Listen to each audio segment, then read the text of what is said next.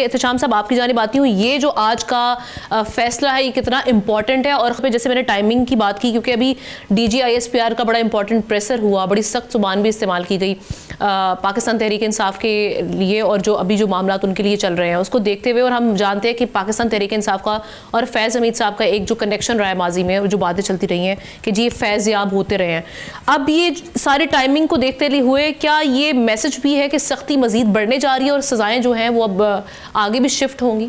देखिए, हम ना जिस तरीके से फील्ड कोर्ट मार्शल में इनका आपने देखा मुकदमा चला, और तकरीबन 16 माह एग्जैक्टली 12 अगस्त 2024 को ये केस चलना शुरू हुआ था।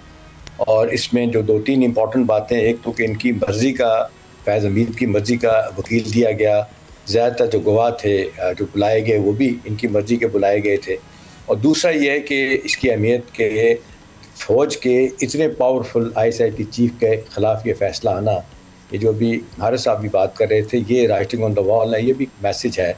अभी देखें ना, जो जिस तरीके से प्रेस रिलीज़ को आपने देखा ना, उनकी जो आई है ISPR की तरफ से, दो चीज़ों को उन्होंने थोड़ा सा अलहदा किया है जो अब आएंगी सामने। ये सियासी अदम इस्तेहकाम और शरंगेज़ी फैलाने वाला वाक़या, मामला जो है, जो 9 मई की तरफ सेपरेटली डील किया जाएगा। हाँ जी, ये सेपरेटली डील किया जाएगा, और इसमें इमरान खान को अक्यूज़ या मरकज़ी किरदार के तौर पे सामने आएंगे। देखिए, हम ना बड़े दिनों से ये बातें हो रही थी कि दिसंबर के महीने में बहुत बड़े फैसले होने हैं, बहुत कुछ होना है, तो वो अब घड़ी आ चुकी है। अब देख लें, जिस तरीके से ये फैसला सुनाया गया है, और जिस तरीके से पूरा का पूरा, जिसको कहते हैं, उनको मौका दिया गया है कि जिन गवाहों को लाना है, जिन वकला को पेश करना है, पेश किया गया। अब दो बातें इंपॉर्टेंट हैं। आमतौर पे लोग ये बात समझ नहीं रहे थे कि इसके बाद क्या होगा। देखें, एक अपील का हक़ दिया जाएगा जो आर्मी चीफ के पास जाएगा, उससे पहले एक जो है ना 3 स्टार जनरल, लेफ्टिनेंट जनरल के पास इनका केस अपील अगर करते हैं तो जाएगा। उसके बाद भी अगर ये केस यही सज़ा बरकरार रहती है तो एक लिमिटेड सा अपना एक स्कोप है जो आप जा सकते हैं हाई कोर्ट में या सुप्रीम कोर्ट में।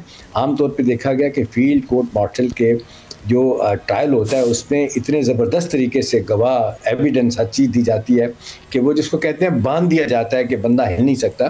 को सिविलियन अदालतों के पास भी बहुत ही स्कोप कम रह जाता है कि वो कोई बड़ा इस मामले में, अनलेस के कोई बहुत बड़ा नुक्ता रह जाए, उसको आप सिविल अदालत में जाएँ, आपको रिलीफ मिले, पर लगता है नहीं है। इतना जो वक्त लगा हमने वो इसी बुनियाद पर लगा कि कोई चीज़ कहा जाता है कि कानूनी आइनी ज़ुबान में रह ना जाए, कुछ सुकून हो उसमें, वो नहीं रह जाएगी। तो वो उन्होंने बड़े वाज़ेह तरीके से जो है ना वो आप उसको टैकल कर सकते हैं। अब अगला सवाल ये कि जी व्हाट नेक्स्ट। देखिए, अब जिस तरीके से जिस तरह चीज़ें शेप अप हुई हैं, हम ना अभी देखें, जिस तरीके से आपने देखा कि विंडो एक अपॉर्चुनिटी निकली थी हाल ही में, जिस तरीके से बैरिस्टर गौर ने बातें की थी, उन्होंने कहा था सूरत हाल को डीएस्केलेट होना चाहिए, एक दूसरे को पॉलिटिकल स्पेस देनी चाहिए। उसका नतीजा निकला कि हार्ड लाइनर जो PTI इनके खिलाफ हो गए। वही जो गंडापुर के साथ हुआ, अभी इनके साथ बैरिस्टर गौर के साथ होने जा रहा है। तो नतीजतन जो इनके लिए कोई आसानी निकल सकती है मानी PTI और लोगों के लिए, वो निकल नहीं पा रही। दूसरा, आज के फैसले के बाद तो ये बड़ा वाज़ेह तौर पे ये तय हो गया हमना कि अब ये जो एक कड़ा एहतसाब का निज़ाम, इनबिल्ट एक निज़ाम है अकाउंटेबिलिटी का, उसमें फ़ौज के अगर कोई भी आ जाए तो उसकी जान नहीं छूटती। तो ये जिस तरीके से फैज़ हमीद ने कोशिश की थी कि जनरल बाजवा को इन्वॉल्व किया जाए, वो बात नहीं बन पाई और साबित नहीं हो सका, क्योंकि ये तो तय हो गया था कि ये अपनी अथॉरिटी को जिस तरह मिसयूज़ किया, वो जो कहा जा रहा है ना सेफ सिटी का मामला, कि किस तरह पर्सन का नाम आता है कि जिनके खिलाफ इन्होंने काम किए थे और 500 करोड़ रुपया उनसे मुबैना तौर पे मांगा था कि मुझे दिया जाए। और इसी तरह से और से मामलात में अफसार आलम, आपने देखा जिस तरीके से वो चीफ थे, हमारे मामलात को देखते थे, ठीक है, तो उनको कॉल करके इन्होंने कहा था कि जी ठीक है, आप मेरी बात क्यों नहीं सुनते हैं? तो उन्होंने कहा जी मैं आपकी बात क्यों सुनूं, मुझे क्या ज़रूरत है सुनने की। तो देखिए, बहुत सारी चीज़ें इस हवाले से तो तय हो गई हैं कि अब आइंदा आने वाले दिनों में बड़े बड़े फैसले होंगे। और ये तो जो सज़ा मुअत्तली या सज़ा रिलीफ, इसमें रिलीफ के हवाले से तो कोई गुंजाइश नहीं निकलती ना एहतशाम साहब, फिर आगे चल के ये वाले मामला तो नहीं होंगे, क्योंकि ये कंसर्न्स भी उठते हैं।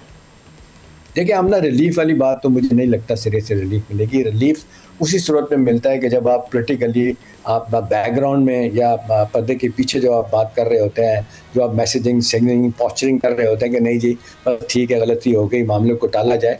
यहाँ तो काम ही उल्टा हो गया ना, बजाय टालने के उन्होंने इल्ज़ाम खुद ही लगाया 9 मई पे कि आपने खुद करवाया, और पार्टी के लोग कहते रहे, बैरिस्टर गौर ऑन रिकॉर्ड है, असद कैसर ऑन रिकॉर्ड है, हमारे बच्चों से गलती हुई थी, उनसे हो गया। अभी एक तरफ ये माना है, फिर ऑडियो वीडियो मौजूद है, बार बार किस्से आते हैं सामने, फिर आप उसको मोड ऑफ डिनाइल में चले जाएं कि और कहेंगे आपने खुद करवाया, तो नतीजा। और फिर लास्टली आमना जिस तरीके से इतनी सख्त ज़ुबान, पर्सनलाइज ज़ुबान आर्मी चीफ के ख़िलाफ़ इस्तेमाल की गई है। आपने देखा जिस तरीका उनकी ज़हनी अक्कासी होती है, बल्कि उनकी वो तो बहन है लीमा खान कहती हैं जी हमने तो बहुत सारी बातें आके लोगों को नहीं बताई जो मानी पीटीआई ने की थी। सब्सक्राइब करें और बेल दबाएं ताकि कोई खबर रह न जाए।